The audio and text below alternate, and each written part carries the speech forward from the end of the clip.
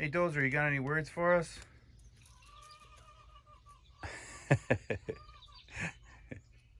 His girlfriend. Atta boy.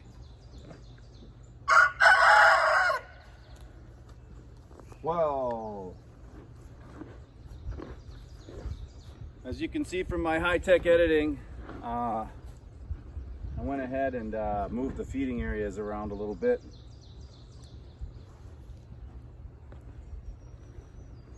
So the horses are eating in there now, and everybody seems to be at peace.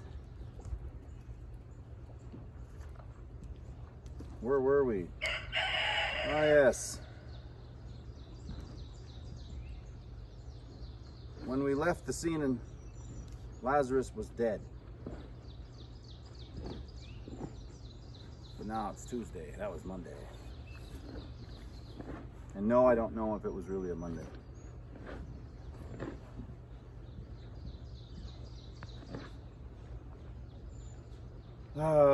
Verse 12, disciple said to him, Master, if he has fallen asleep, he will get better. We discussed that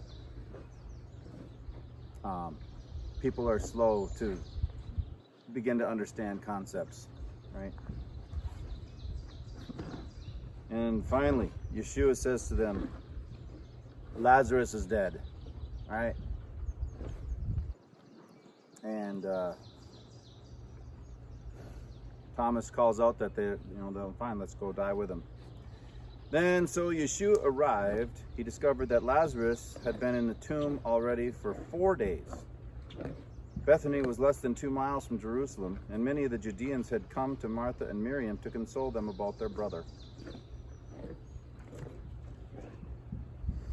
And when Martha heard that Yeshua was coming, she went out to meet him, but Miriam sat in the house. Martha said to Yeshua, Master, if you had been here, my brother wouldn't have died. But I know even now that whatever you may ask of God, he will give you. And Yeshua said to her, Don't be stupid. I am God.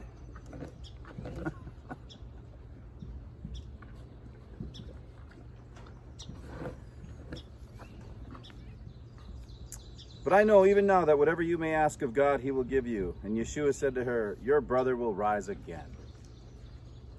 And Martha said to him, I know he will rise again in the resurrection.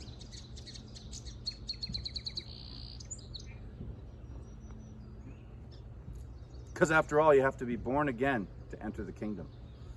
Uh-oh.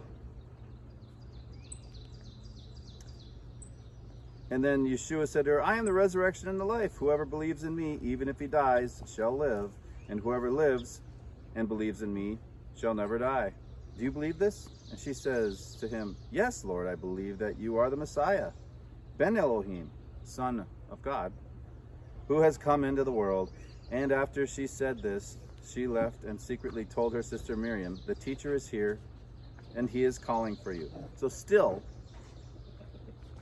Martha has a conversation, but you may ask of God, he will give to you.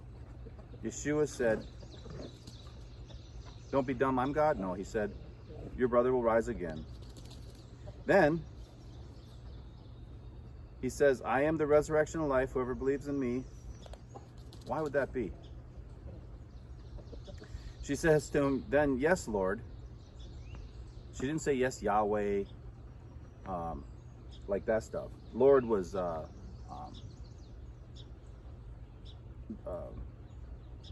term of respect, boss, authority. In this case, clearly you're the messenger of God. Yes, Lord, I believe that you are the Messiah. Okay? And then, in verse 28, after all that chatting, Martha says to her sister Miriam, the teacher is here. He is calling for you. As soon as Miriam heard, she quickly got up and came out to him. And now Yeshua had not yet come into the village, but was still in the place where Martha had met him. The Judeans who were with Miriam in the house and comforting her, seeing how quickly she got up and went out, followed her. They thought she was going to the tomb to weep there.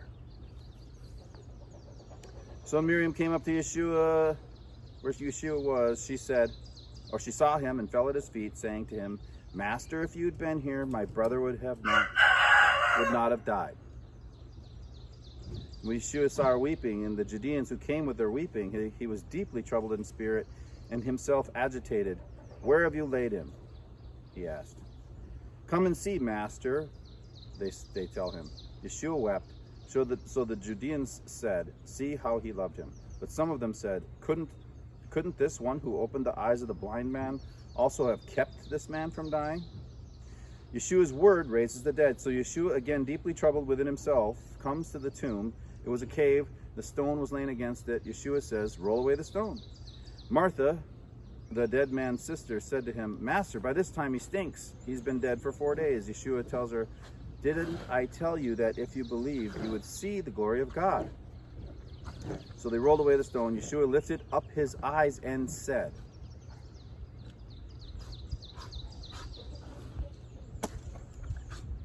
"Rise!" No. He lifted up his eyes and said, "Father, I thank you that you have heard me. I knew that you always hear me, but because of this crowd standing around, I said it, so that they may believe that you sent me." And when he had said this, he cried out with a loud voice, "Lazarus, come out!"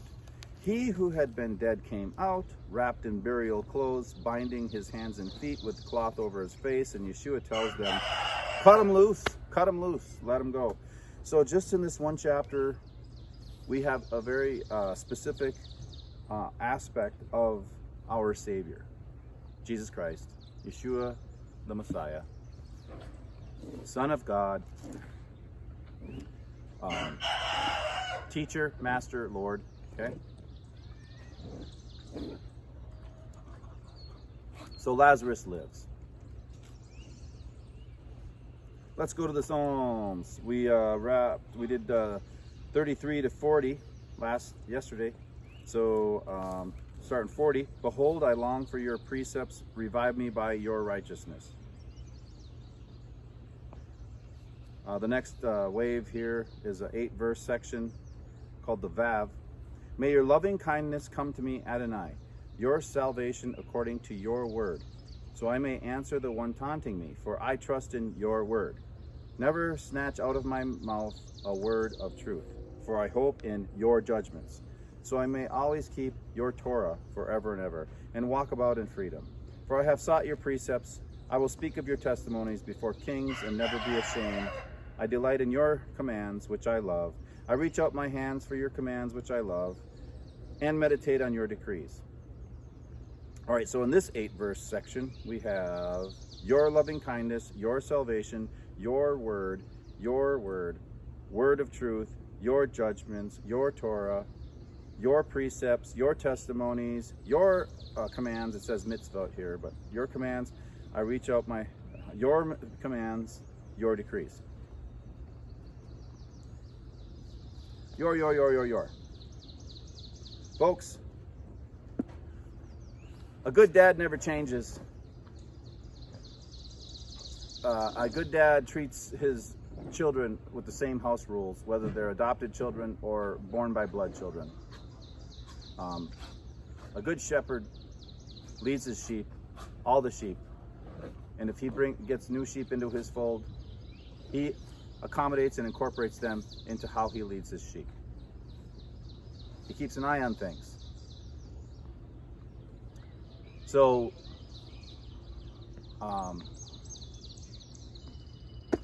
that's wrapping up, we're getting to wrap up John 11, and I hope you have a great day.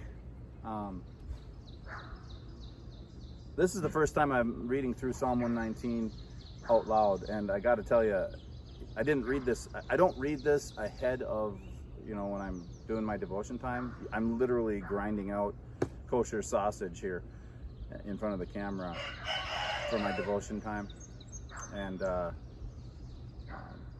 just want to thank you for being on that journey with me, and I hope you guys have a great day, and I hope you realize that if you do follow the God of the scriptures, he's a loving God, he's a shepherd, he's taking care of all of his sheep, and he would never change the rules on you.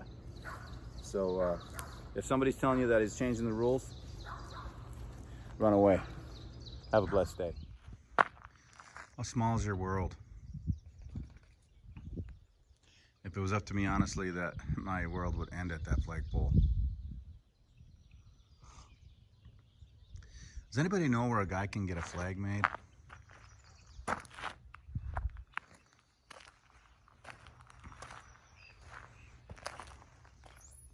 Hey, buddy.